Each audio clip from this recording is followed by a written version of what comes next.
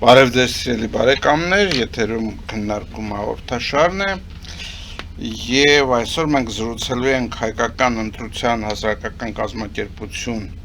ներկայացուցիչ բոլորին դեմ եմ կուսակցության պատգամավորության տեխնացու Արմեն Աղայանի հետ։ Բարև ձեզ պարոն Աղայան, շնորհակալություն որ ընդունել եք մեր հրավերը։ Քարոզարշավը կարծես մտել է իր թեժ փուլ, մենք քննարկենք դա այսօր ձեզ հետ, բայց ձեր քաղաքական ուժին, որի պատգամավորության տեխնացու եք, բոլոր կողմերից, այդ հակամարտող կողմերից, իրեն անվանում են անլուրջ, չնայած եթե վերցնենք նպատակադրումով, կարծես թե ձերը ամենալուրջ նպատակն է։ Ինչու է այդպես։ Բնական է, որովհետև ինքնին բոլորին դեմ ցուցակի հայտնվելը դա մեղադրանք է քաղաքական դաշտին, այս կանոններով ընտրություն կազմակերպելուն, այս կանոններով իշխանության ձգտելուն, բացարձակ իշխանության ձգտելուն եւ ըստ էության անբովանդակ, անգաղափար ընտրություն հայ ժողովրդին առաջարկելու։ Ինձ համար ուղղակի վիրավորական է, որ հայ ժողովուրդը ստիպված է ընտրել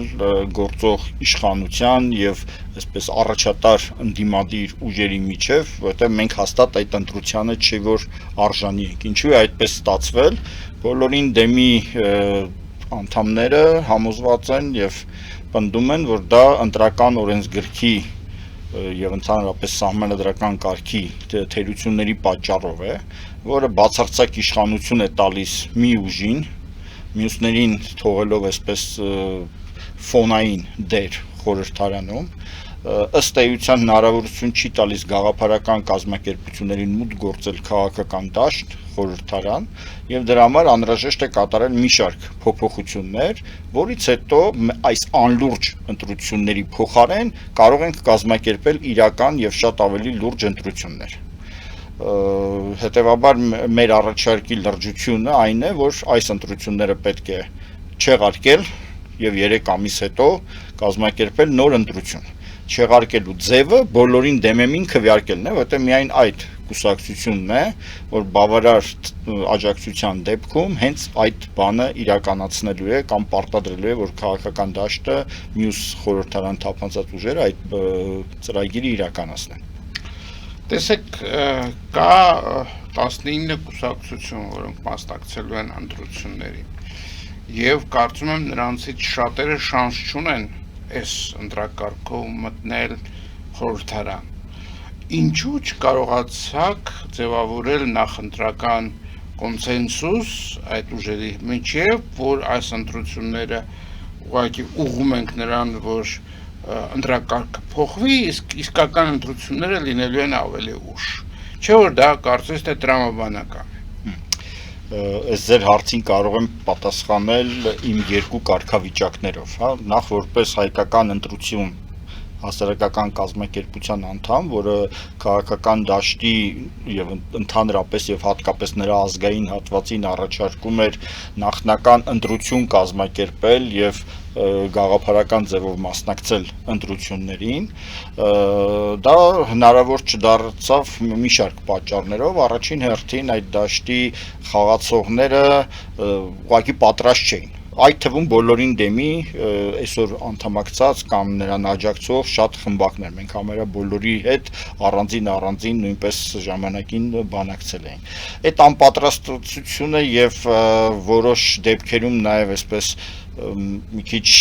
ինքնավստահությունը ոմանց կողմից, մի թեթև մեծամտությունը կամ որոշակի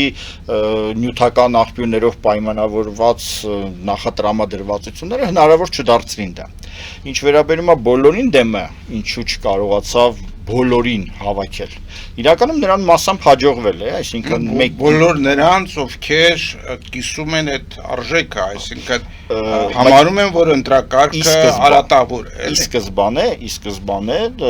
մի շարք խմբեր, որոնք այսօր բոլորին դեմի ցուցակում տեխնացուներ ունեն, այդ թվում հայկական ընտրությունը ոնց որ ի սկզբանե բոլորին դեմի ծրագրով չէր աշխատում։ Բայց ստեղծված իրավիճակում սա այն առաջին քայլն է այդ կազմակերպությունների գնահատման, մասնավորապես նժարի, այնտեղ, չգիտեմ, ուրիշ նորաստեղծ կուսակցություններ կան եւ այլն, եւ հայկական ընտրությանը նույնպես, սա մի առաջին քայլ է, որը մեծապես, եթե հաջողվեց, օգնելու է ուղղակիորեն արդեն դա հեղափոխական նշանակություն ունենալու, հա, որտեղ եթե հաջողվեց, նշանակում է 3 ամիս հետո մենք ունենում ենք նոր ընտրություն առանց Նիկոլ Փաշինյանի վարչական ռեսուրսի եւ առանց որևէ մեկի վարչական ռեսուրսի, որովհետեւ բոլորին դեմի վարչապետի տեխնացուն ինքը այդ ընտրություններին տեխնացու չի լինելու, հետեւաբար նա այդ վարչական ռեսուրսը իր օգտին չի կարողանալու օգտագործել։ Մենք ունենալու ենք իրական ընտրություն, որին կարողանալու են մասնակցել նաեւ փոքր գաղափարական կուսակցությունները, որոնք այդչափ նյութական հնարավորություն չեն ունենում որպես ռիսկային ձևով մեծ ներդրում կատարել, անվստահ լինելով հաջողությանը, իսկ այդ դեպքում նրանք դա ունենալու են։ Հետևաբար սա հաջողության դեպքում ինքը շատ էական առաջընթաց կապահովի բոլորիս համար։ Անհաջողության դեպքում, երբ որ ուղղակի մանդատները ստիպված կլինի բոլորին դեմը դնել եւ հեռանալ, անգամ այդ դեպքում մենք ունենք արդեն այս բոլորին դեմի ծրագրի շրջանակում, նախագծի շրջանակում անցկացված բաց կուսակցական ընտրություններ, այսպես համատեղ ինչ-որ գործունեության շատ հետաքրքիր փորձառություն, որը այլ կուսակցություններում գոյություն չունի եւ որը զգալի չափով օրինակ համապատասխանում է նաեւ հայկական ընտրության առաջարկած կազմակերպական սկզբունքներին, հա, թե ինչպես պետք է ձևավորվի ցուցակը, ինչպես պետք է անդամակցեն մարդիկ կուսակցությանը, ինչպես պետք է ֆինանսավորվի կուսակցությունը։ Մեր ծրագրի կարելի ասել կազմակերպական մասի 2/3-ը այսօր բոլորին դեմ եմ նախագծում արդեն իրականացվել է։ Եվ սա շատ կարևոր փորձառություն է հետագայում քաղաքական դաշտում նոր տիպի կուսակցությունների ի հայտ գալու, հա, ոչ մեկ անձի շուրջ ձևավորված, այլ այսպես թիմային կուսակցությունների ի հայտ գալու համար։ Այսինքն դուք ավելի վատ սցենար չեք նախատեսում, քան փոքր խումբ, որը մանդատները վայր կդնի։ Չեք նախատեսում, որ կարող է չհաղթահարվի շեմը։ Այդպես չի, որ ես դա բացառում եմ, իրականում մենք ոչինչ չենք կարող կանխատեսել այս առումով, սոցիոլոգիական հարցումները վստահելի չեն ընդհանրապես։ Իսկ կա հարցում, որտեղ դուք մասնակցել եք։ Այսինքն ձեր անունը մասնակցել։ Բոլոր հարցումներում էլ մեր անունը ներառված է եւ եղած հարցումներին, որին ես բացարձակ թեև չեմ վստահում, բայց բոլորի մեջ կա մեկ առնվազն դրական բան բոլորին դեմի համար, դա այն է, որ այդ հարցումներում անկախ նրանից ով է կազմակերպել, կողմնակալ են դրանք, մեթոդաբանությունը ճիշտ եղել թե սխալ, բոլոր այդ հարցումներում բոլորին դեմը 3 կամ 4 անգամ ավելի լավ արդյունք արձանագրել վերջին հարցումում նախորդի համեմատ։ Այսինքն գնալով դրական դինամիկան ակնհայտ է։ Ձեր մասին ավելի շատ են իմանում, այսպես միանշանակ, որ իմանում են այդտեղ կասկած չկա, իսկապես մեր մասին որ բոլորը արդեն գիտեն, չգիտեմ, դպրոցական երեխեքից սկսած, այդտեղ կասկած չկա։ Կասկածը այստեղ կարող է լինել հետևյալի մասին։ Իմանալուց հետո արդյոք բոլորն են հասցնում ընկալել ծրագիրը եւ հավանություն տալ դրան։ Ընդ որում խոսքը վերաբերում է նրանց, ովքեր որ կողմնորոշված չեն, առաջին հերթին դրանց է վերաբերում։ Այսինքն այն մարդկանց, ովքեր օրինակի համար նախորդ ընտրություններին Նիկոլ Փաշինյանին էին ընտրել եւ այս 5 տարում հիասթափվել են։ Ես վստահ եմ դրանց թիվը շատ մեծ է։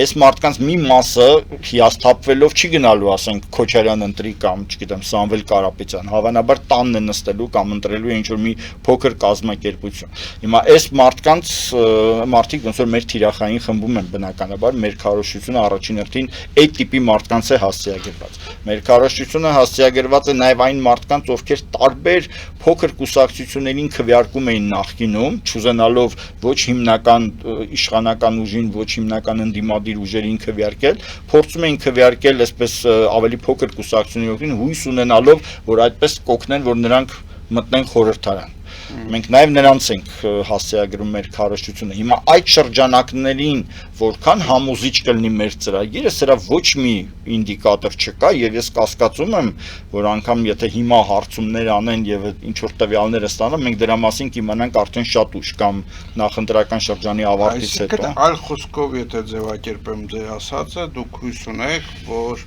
այդ փոքր կուսակցությունների ընտրողները ավելի գիտակից կգտնվեն, քան իրենց այդ կուսակցությունների ղեկավարները, որոնք չեն միացել այդ նախաձեռնությանը։ Հարցն այն է, որ այդ փոքր կուսակցությունների ընտրողները այդ կուսակցություններից չեն հիմնականում։ Այսինքն ընտրողների ամենամեծ խնդրեմը Հայաստանում բոլոր տարիներին, ինձ համար նույնպես բոլորի համար եղել է Չարիքի փոքրագույն ընտրելը եւ այդ փոշիացման դեմ պայքարելը։ Այսինքն մարդիկ կարող է ուզում էին ընտրեին այսինչ կուսակցությանը ենթադրաբար, բայց չեն ընտրում, որովհետեւ մտածում են, որ այդ դեպքում այդ կուսակցությունը միևնույն է չի անցնի եւ իր ձայնը կփոշիանա։ Եվ ստիպված ընտրություն էին կատարում այնպիսի մի կուսակցության օգտին, որը այդքան էլ իրենց սրտի ուզածը չէր, բայց այդ 5%-ը հաղթահարելու կամ հիմա 4%-ը հաղթահարելու ավելի մեծ հնարավորություն ունի։ Այս տեսակետից ակնհայտ է, որ բոլորին դեմը, եթե արդեն չի հաղթարել այդ 4%-ը, շատ մոտ է դրան հաղթահարելուն, հետևաբար բոլորին դեմին աջակցելը շատ կարևոր աջակցություն է հենց փոշիացումը թույլ չտալու տեսակետից նույնպես, բայց ամենակարևորն այն է, որ բոլորին դեմի քվեարկությունը, բոլորին դեմի օգտին քվեարկելը ամենավճռորոշ նշանակությունն է ունենալու։ Եկեք այսպես պատկերացնենք, հա, իշխանությունը կարծես թե ուներ ձայներ, կորցրել է մի մասը, ինչ որ ֆիքսված քանակի ձայներ ունի։ Դրա վրա շատ դժվար է այսօր ազդել, հա, նա ով որ պաշտում է Նիկոլ Փաշինյանին եւ չի նկատում նրա սանձարձակ վարքագիծը, նրան ոչ մի ձևով չես կարող փոխել։ Նրանք, ովքեր ատում են այս իշխանությանը եւ ավելի բայրացակամ են նախկին իշխանությունների նկատմամբ, այդպես ընտրություններին մասնակցող օլիգարխիական ուժի նկատմամբ, ուժերի նկատմամբ ավելի բայրացակամ են, դրանք էլ ֆիքսված քանակ են, մենք չգիտենք դա ինչքան է մնացել, բայց դա ֆիքսված քանակ է։ Փոփոխական քանակը տատանվող ընտրողներն են, որոնք մինչև այս պահը կամ ընդամենը մեկ շաբաթ առաջ դեռ չէին որոշել, թե ում պիտի ընտրեն։ Եվ նրանք են, որ հիմա պետքա որոշում կայացնեն։ Եթե այս շրջանակ ուզում է իշխանափոխություն, նա չի գնալու, ասենք, Ռոբերտ Քոչարյան ընտրի կամ Սամվել Կարապետյան, որովհետև հավասարապես իր համար մերժելի են։ Նա պետք է ընտրի մի ուժ, որ այդ իշխանափոխության հնարավորությունը ռեալ տալիս է, եւ դա ամենայն լրջությամբ հակառակ բոլոր տեսակի ջուր ծեծոցիների, բոճկագլորոցիների եւ մուկ տշոցիների ամենալուրջ նախագիծը այդ տեսակետից բոլորին դեմինն է, որովհետեւ մենք ունենում ենք փաստորեն Նիկոլ Փաշինյանի հերացում պաշտոնից 3 ամսով ժամանակավոր կառավարում, որից հետո արդեն դա իրականություն կարող է դառնալ։ Իսկ այսօր եկեք ճիշտ հասկանանք, որ Նիկոլ Փաշինյանին այսպիսի ընդդիմությունը ամենաձեռնտու ընդդիմությունն է։ Այսօր իդեպ ձայների փոշիացնելու շատ լուրջ ռիսկ է ստեղծել Ռոբերտ Քոչարյանը, որովհետև նրան թվում է, որ ինքը նախկին 21%-ը կրկնելու է առնվազն։ Բայց չի մտածում այն մասին, որ ասենք նույն Սամվել Կարապետյանը կամ, չգիտեմ, Գագիկ Ծառուկյանը հենց իրենից են ձայներ տանելու։ Իսկ հիմա պատկերացրեք այդ դաշինքը, որ 8%-ով պետք է հաղթահարի, հանկարծ ունենա 7.9%։ Մենք ունենանք շատ աննախադեպ ձայների փոշիացում։ Այս բոլորը շատ խնդրահարույց են, հետևաբար վճռորոշը այստեղ բոլոր քաղաքացիների համար, եթե իշխանափոխություն են ուզում, հենց բոլորին դեմին աջակցելն է։ Ես առաջարկում եմ հիմա դուրս գալ կարճատև գովազդային դաթայից, հետո կշարունակենք մեր զրույցը։ Գովազդայի եթերում սիրելի բարեկամներ, մնացեք մեզ հետ։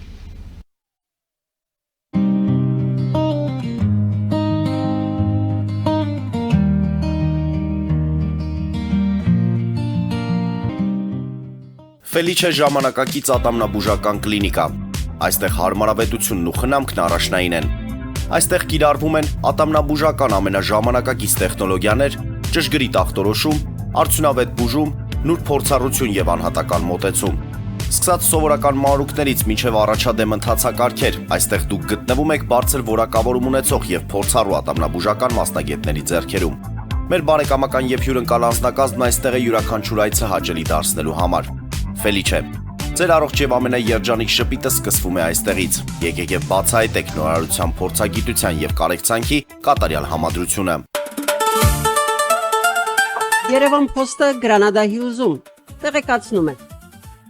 Դրամական փոխանցումներ 1%-ով։ Օդանավով 1 փաունդը 2.99։ Նավով ուղարկեք 1 արկղ, երկրորդ արկղը անվճար։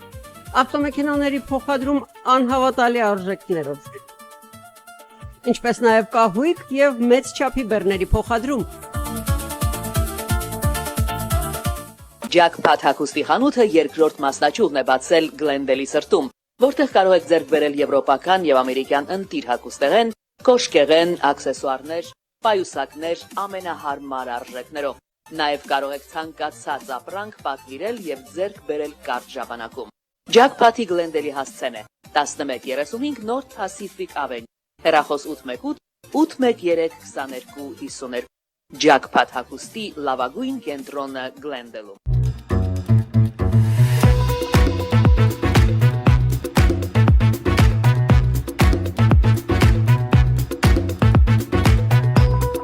Արարատ ռեստորան, ընտանեկան եւ ընկերական ժամանցի լավագույն հասցե, սիրված արտիստներ, հյուրընկալ մթնոլորտ, հարուստ ճաշացան, անմահական խորտիկներ, Արարատ ռեստորան, հասցեն անփոփոխ, սիրով սպասում ենք ձեզ։ Լավագույն պաղպաղակ, բնական, համեղ եւ մատչելի գներով պաղպաղակը կարող եք ձեռք բերել բոլոր հայկական խանութներում։ Պահանջեք հայկական պաղպաղակ, Թամարա պաղպաղակ։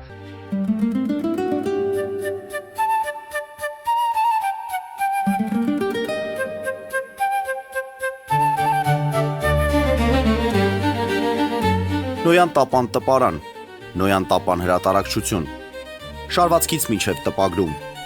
զանգահարեք, գրեք, այցելեք, միասին պատրաստենք ձեր գիրքը, ամսագիրը կամ թերթը, որտեղ նշվելու է, տպագրված է Նոյան տապանում։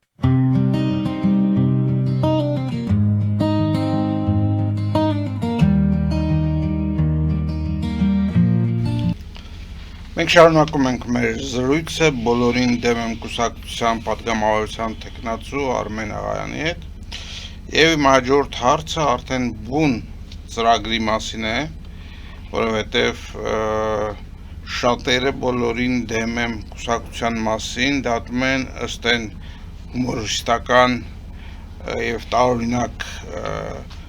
ֆլեշմոբերով, ես չգիտեմ ոնց անվանել դրանք, որոնք որ իրականանում են Երևանում եւ որոշակի անլրջության կամ այսպես հումորի զգացում են թողնում։ Դրանց եւս կանդրադառնանք, բայց հիմա խոսենք դրա մասին, իսկ ինչ է ուզում փոխել բոլորին դեմը մեր ընտրակարգում։ Չէ՞ որ ես տեղյակ եմ, որ դուք ունեք կարևոր կետեր, բայց չէ՞ որ կան եւս տասնյակի հասնող կետեր, որոնք որ կարելի է էլի այդ 100-րվա մեջ փոխել եւ նրանք իրական կազդեն ընտրությունների որակի վրա։ Ինչ-եք հատկապես դուք ուզում փոխել։ Նախ հայտարարված նվազագույն պայմանը, որը խորհրդարան անցնելու դեպքում բոլորին դեմը ներկայացնելու է մյուս քաղաքական ուժերին մի տեսակ ուլտիմատիվ ձևով, հա, կամ սա ընդունում եք եւ մեր վարչապետի տեխնացուն դա իրականացնում է կամ մենք ուղղակի ձեր հետ արդեն այլ գործ չենք ունենում, մանդատները դնում հեռանում ենք։ Դա ներառում է 3 կետի փոփոխություն, ընդամենը 3 կետ։ Առաջին կետը դա, այսպես ասած, կայուն մեծամասնության վերացումն է։ Դրա հետ փոխկապակցված նաեւ ընդդիմությանը տրվող բոնուսները, եթե 1/3-ից պակաս է ընդդիմությունը լինում։ Այսինքն ոչ մի ձայների տեղափոխություն եւ ընտրել է, այդպես մնում է։ Երկրորդ կետը դա շեմի իջեցումն է 1%։ Այսինքն առաջին կետը միջև վերջ տանենք, եթե կարելի է, պարոն Աղայան, տեսեք, շատերը բացատրում են, որ այդ համակարգը գործում է նրա համար, որովհետեւ մեր ուրեմն մենք ֆիքսել ենք պատգամավորների թիվը խորհրդարանում եւ որպեսզի այդ թիվը պահպանվի, պետք է լինեն այդ տեղափոխությունները։ Դուք ինչպես եք նայում, եթե ասենք լինեն ավելի քիչ բաներ, դուք խնդիր չեք տեսնում նրա մեջ, որ լինի ոչ թե 101 պատգամավոր, այլ ասենք օրինակ 90։ Չէ, դա մեր երրորդ կետին է վերաբերում, դա բոլորին դեմ քվեաթերթիկին է վերաբերում։ Երբ որ մուտք արվի բոլորին դեմ քվեաթերթիկը, ապա բոլորին դեմ քվեարկողները նրանք փաստորեն պատգամավոր չեն ուղարկում խորհրդարան եւ այդ տեղերը թափուր է մնում, այսինքն բոլորին դեմ քվեաթերթիկը ունենում է իրավական հետևանք, այլ ոչ թե այնպես ինչպես հիմա է, երբ որ անվավեր քվեաթերթիկները կամ պարզապես ընտրության չմասնակցելը ոչ մի իրավական հետևանք չի թողում։ Ինչով է սա կարևոր։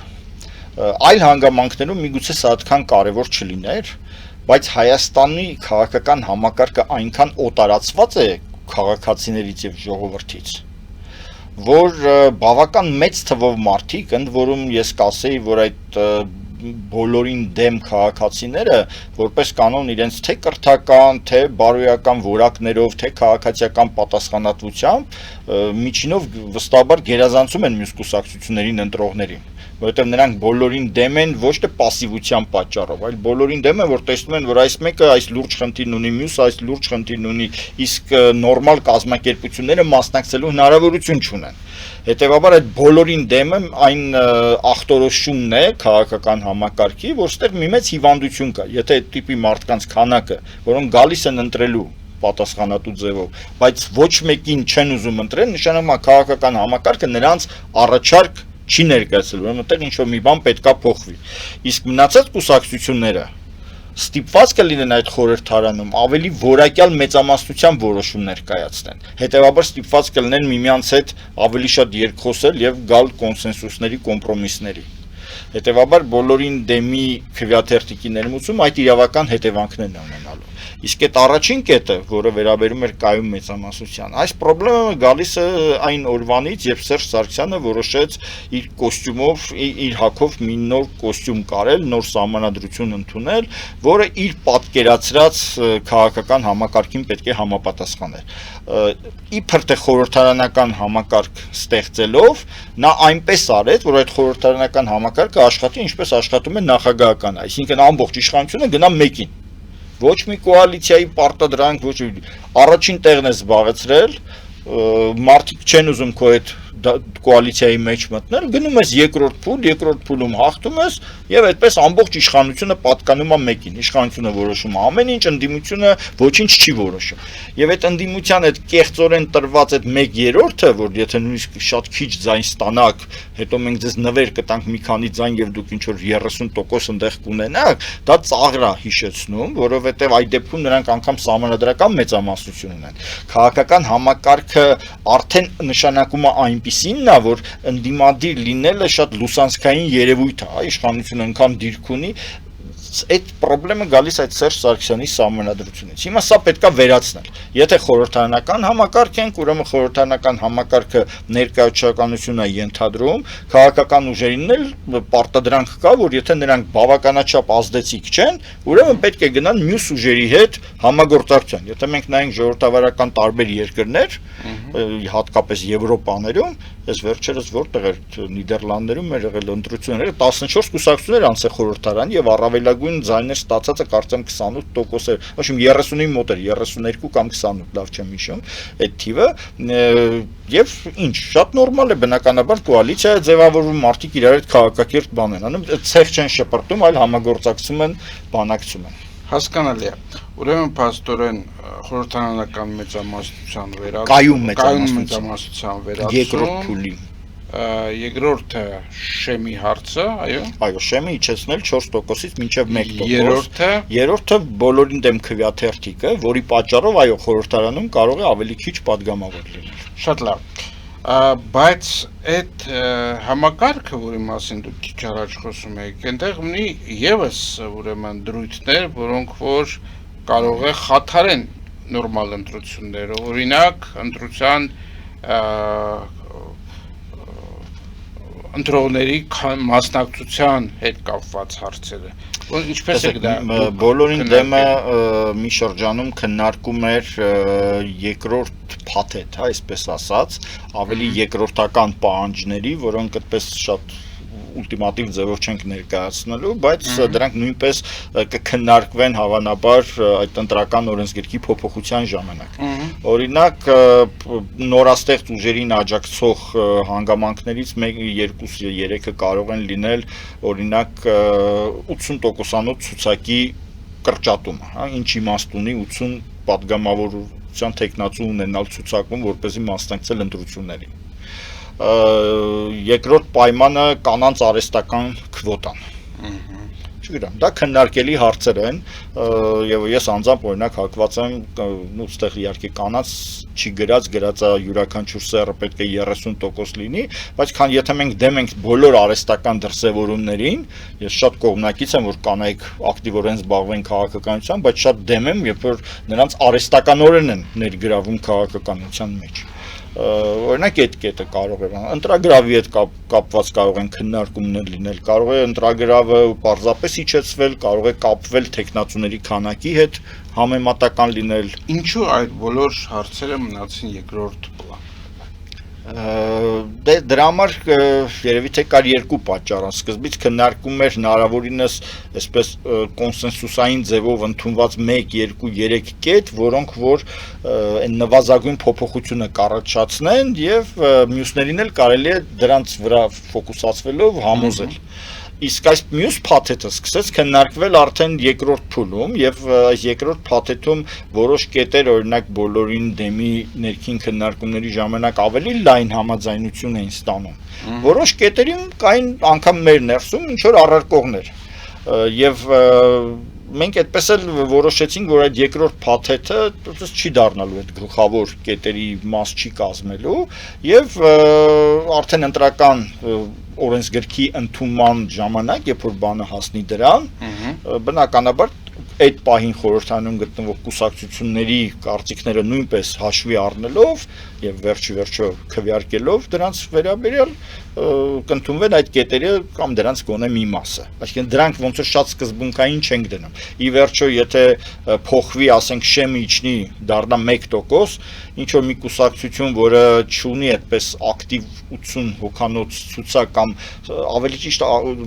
մարդիկ միշտ կճարվեն։ Խնդիրն այն է, որ եթե դու ռեալ հավակնում ես 5-6 մանդատի, դու չես կարող քո ներսում կազմակերպել 80 հոգանոց ցուցակի ընտրություն, որովհետև դա կլինի արհեստական։ Դու ստիպված պետք է նստես ավելորդ անուններ գրես, էլի։ Այդ արհեստական գործողություններից ուզում ենք մի տեսակ թեթևացնել։ Բայց եթե դա չթեթևանա, միևնույն է, ընտրությունը կկայանա, դա հասկանալի է։ Դուք խոսեցիք, այն ինչ որ ասեցիք, հիմնականում այսպես տեխնիկական խնդիրներ են, որոնք բերում են հետո ավելի լուրջ հետևանքների։ Բայց կա այսպիսի մի հարց, մեր քաղաքական պատմության մեջ մենք հատեցնում ենք մի երևույթ, որ ավելի սուր արտահայտվեց այս վերջին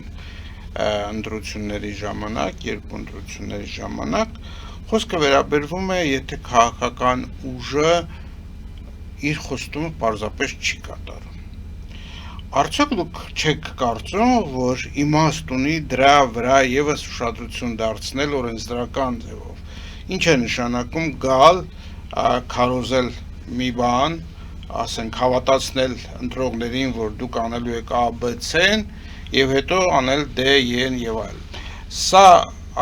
քաղաքական խնդիր է, թե նաեւ իրավական։ Ձեր կարծիքը որպես հասարակական կազմակերպության ներկայացուցիչ։ Ես կարծում եմ, որ սա իրավական խնդիր չէ, դա քաղաքական խնդիր է։ Բացատրեմ ինչու։ Պատկերացնենք գալիս է մի քաղաքական ուժ ինչ որ մի ծրագրով եւ հետո հանգամանքները փոխվում են նաեւ այդ կուսակցության համար են նոր հանգամանքների հայտ գալիս, որը ինքը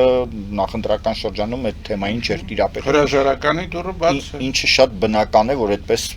միշտ է այդպես լինում, որովհետեւ եթե դու իշխանություն չես, դու շատ հանգամանքներին ծանոթ չես։ Եվ ընտրողները իրականում կողմնորոշվում են ոչ թե կոնկրետ խոստումների վրա, ընդհանրապես այդ խոստում տալու մշակույթը իրոք շատ վատ բան է։ Դու պետք է քո նպատակները հռչակես ավելի շատ։ Խոստանալ, որ այս էսա հաշվարկել եմ, այսպես է լինելու, այնպես է լինելու, եւ հետո պարզվի, որ այնտեղ ուրիշ հաշվարկներ կան, որ օբյեկտիվորեն դու չես կարող իմանալ։ Կամ ուղղակի հանգամանքները փոխվեն, միջազգային դրությունը փոխվի, շուկայական հանգամանքները փոխվեն, հազար բան կարող է փոխվել եւ չի կարելի ֆիքսել խոստումներ եւ հետո դրա համար դատել, բայց պետք է լինել այլ իրավական մեխանիզմներ, որպեսզի ըստ էության խոստումները չկատարող, հա, ոչ թե ֆորմալ ձևով, այլ ըստ էության խոստումները չկատարողները իրենց պատիժը ստանան հաջորդ ընտրություններին։ Այդ տեսակետից, եթե հենց հայկական ընտրության մշակած տարբեր նախագծերը ես հիշեմ, մենք դիտարկում ենք, ասենք, ավելի հաճախակի ընտրությունների մեխանիզմը, որպեսզի պատժելու համար 5 տարի չսպասեն, այլ 2 տարի հետո արդեն հնարավորություն ունենան։ Մենք դիտարկում ենք բանավեճերի ինստիտուտը ամենտեղ ներառել, այդ թվում նախընտրական շրջանում, որովհետև այսպես մենակ խոսելը, անգամ եթե լրագրողի հարցերին ես պատասխանում, ըստ էության ոչինչի մասին է։ Բանավեճն է, երբ որ ընդդիմախոսը ըստ էության հակաճառում է, միայն այդտեղ կարող է ընտրողը ճիշտ կողմնորոշվել համեմատություն կատարելով։ Ուրեմն այդ ինստիտուտի ներմուծումը եւ բազմաթիվ այլ հարցեր, որոնք որ ընդհանրապես կօգնեն, որպեսզի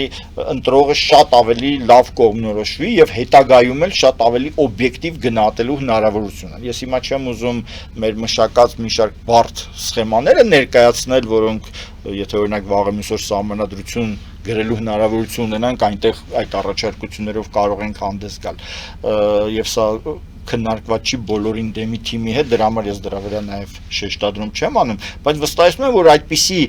իրավական մեխանիզմներ կան, որոնք օգնելու են ընտրողներին գնահատել եւ պատժել։ Բայց ֆորմալ տված խոստումի համար այսպես ձևակերպեցի, սրա վրա երթվեցի եւ հաջորդ պահին դա չկարողացա կատարել օբյեկտիվ պատճառներով, սա ինձ թվում է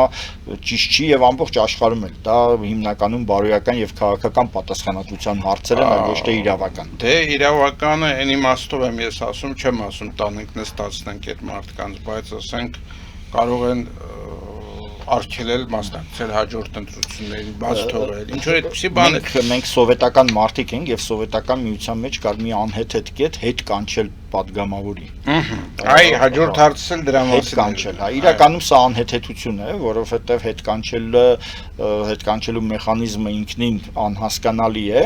Հա, կարող ես ասենք ի վերջո ստորագրությունների ինչ որ նվազագույն քանակ հավաքես, նոր քվեարկություն անես եւ կոնկրետ այսինչ պատգամավորին հետ կանչես, եթե դա մաժորիտար համակարգով ընտրված պատգամավոր է։ Ամբողջ կուսակցությանը հետ կանչելը ել ավելի բարդ է, բայց ամենածիծաղալուն այն է, որ այդ հետ կանչելու գաղափարը դա տիպիկ բոլշևիկյան գաղափար էր եւ այդ մեխանիզմը իրականացրել են մենակ բոլշևիկներ, երբ որ մարդուն բռնադատում էին, ուղարկում էին, աքսորում էին կամ գնդակահարում էին, նախքան գնդակահարելը մի հատ հետ էին կանչում, նոր էին ուղարկում գնդակահարելու կամ աքսորելու։ Այսինքն արդեն քրեական գործի վարույթի ժամանակ հետ էին կանչում, ոնց կլինի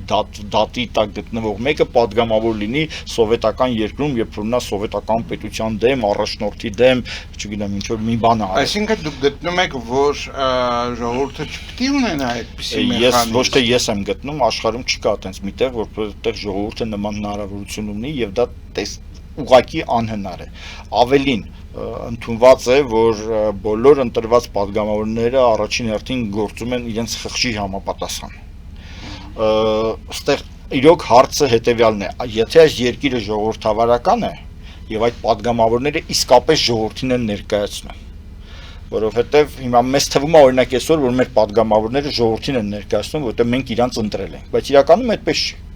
Ասենք օրինակ ԿՊ-ի պատգամավորներից ոչ մեկը ժողովրդին չի ներկայացնում, նրանք բոլորը ներկայացնում են Նիկոլ Փաշինյանին։ Նիկոլ Փաշինյանը ընտրվել է եւ որպես լոկոմոտիվ հետևից, ասենք ինչ որ վագոններ են կախված եղել, դրանք էլ այդպես եկել են։ Մեկ եկել է կանանց քվոտայով, մեկ եկել է որտեւ ուրիշ էլ մարդ չունեն գրելու, իր անունն են գրել, այդպես են ձևավորվում ցուցակները։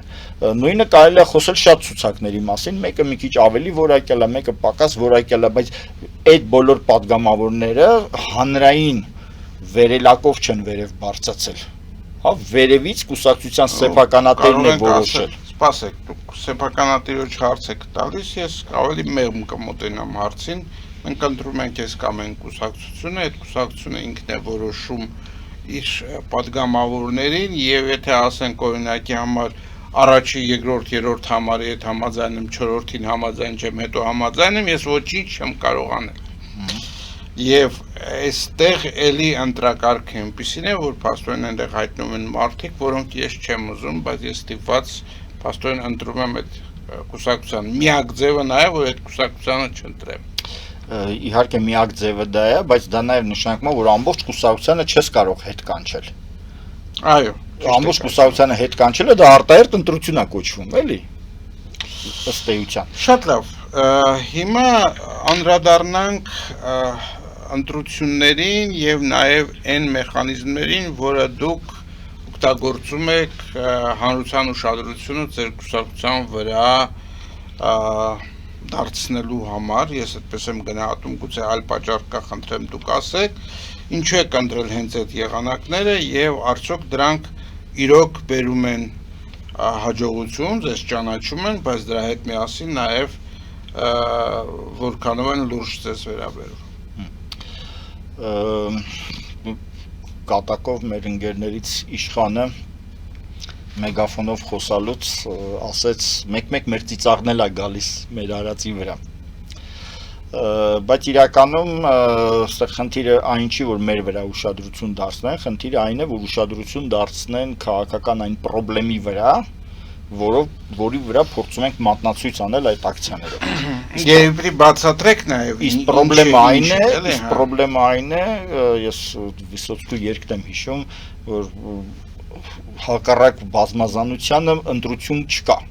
Հա, մենք ունենք 18 կուսակցություն, եթե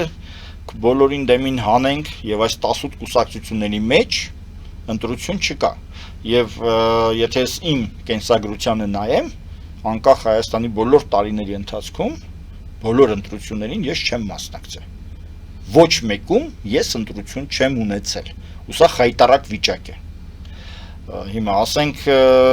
ինչից են խոսում այն լուրջ ծրագրերի հեղինակները։ Անհեթեթություններ, ոչ մի քննադատության չդիմացող հայտարարություններ, անհիմն ինչ-որ պնդումներ։ Բայց դուք չեք քննադատում այդ անհեթեթ պնդումները, որպեսզի կողմնորոշվի հասցեական չեն քննադատում նկատում։ Չէ, անհատապես քննադատում ենք, ես ուղղակի երեք արդեն մի վիդեո էինք գրում մեր ընկերներից մեկի հետ, որ փորձում ենք հենց մյուս կուսակցություններին ինչ-որ քաղաքական գնահատականներ տալ, քանի որ նրանց մեղքերը եւ սխալ դիրքորոշումները չափից ավելի շատ են, մենք այդ մի ժամվա մեջ չհասցրեցինք ամբողջ ծավալին անդրադառնալ, կարելի ասել մակերեսային անցանք, բայց ամբողջ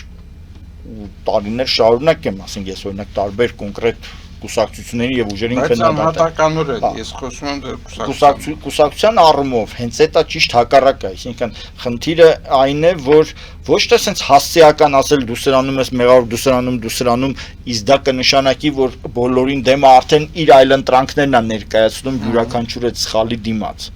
Ու դա սխալ կլներ բոլորին դեմի քաղաքական ծրագրի տեսակետից, որովհետեւ այն կառավարությունը, որը որ պիտի գա, գալիս է ոչ թե ինչ-որ ծրագիր իրականացնելու համար քաղաքական իմաստով, քաղաքականություն փոխելու համար, այլ գալիս է քաղաքական խաղի կանոնները փոխելու համար։ Այդ երամսյա կառավարումը, որ մենք նախատեսում ենք 100-օրյա կառավարումը, նա չի ենթադրելու բանակցությունների շարունակում կամ բանակցությունների դադարեցում։ Դա չի ենթադրելու տնտեսական քաղաքականության մեջ ինչ-որ հարկային օրենքների փոփոխություն կամ, չգիտեմ, բյուջեի էապես փոփոխություն։ Իներցիոն կառավարում է լինելու, այսինքն ոչ մի նոր ակտիվ գործողություն մինչև կլինեն նոր ընտրություններ եւ նոր ավելի արդար կանոններով, ավելի գաղափարական կուսակցությունների մասնակցությամբ կձևավորվի նոր միանշանակ կոալիցիոն կառավարությունը, որտեղ երբ որ շեմը իջեցնում ես 1%, ոչ մի կուսակցություն բացառված է, որ այնտեղ 50% ունենա։ Անկամ այսօրվա պայմաններում, երբ որ իշխանական կուսակցությունը այսպես հզոր վարչական ռեսուրս է իր ձեռը հավաքել, մյուս կողմից միլիարդների ֆինանսական ուժ կա կանգնած ընդդիմության մեջ եւ այլ, անկամ այս պայմաններում այդ կուսակցությունից ոչ մեկը չի կարողանա 30%-ից ավել դիրք ունենա։ Հետևաբար անպայման փոքր ուժերի մասնակցությունը եւ այդ գաղափարական վեճի ընդլայնումը, կոնսենսուսի գալը, կոմպրոմիսի գալը դառնալու են շատ կարևոր պայմաններ այդ ապագա կառավարման համար։ Առանց դրա հնարավոր չի Հայաստանի խնդիրները լուծել։ Պատկերացնենք մենք հիմա ինչ երկրում ենք ապրում, եթե հանկարծ հիմա ենթադրենք Նիկոլ Փաշինյանը վերարտադրվում է։ Մենք ունենում ենք մի իրավիճակ, որ ժողովրդի ինչ որ մի 40%-անոց հատված այդ մարդուն պաշտում է եւ դա նրան հնարավորություն է տվել մեծամասնություն կազմել, այն մնացած 60%-ից առնվազն կեսը նրան ատում է, այն մի կեսն էլ ուղղակի զզվում է, չի ուզում ուրիշին է ընտրել։ Եվ ունենալ ղեկավարություն, որին 60%-ը կամ ատում է կամ զզվում է, դա նորմալ վիճակ չի, անգամ եթե այնտեղ 40%-ը նրան պաշտում է։ այդ բևեռացվածությունը իրար վրա անիմաստ բոճկա գլորելը, այսինքն ոչ քաղաքական բովանդակությամբ, դատարկ բոճկաներ իրար վրա գլորելը, որ այդ մյուս կուսակցությունները իրար անում են։ Կամ անհեթեթ պոպուլիստական հայտարարված ծրագրերը,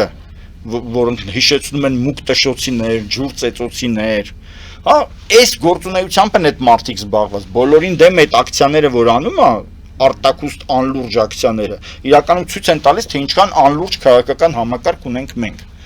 Եվ հետևաբար այդ ակցիաները, որոնք այդ քաղաքական համակարգը ոնց որ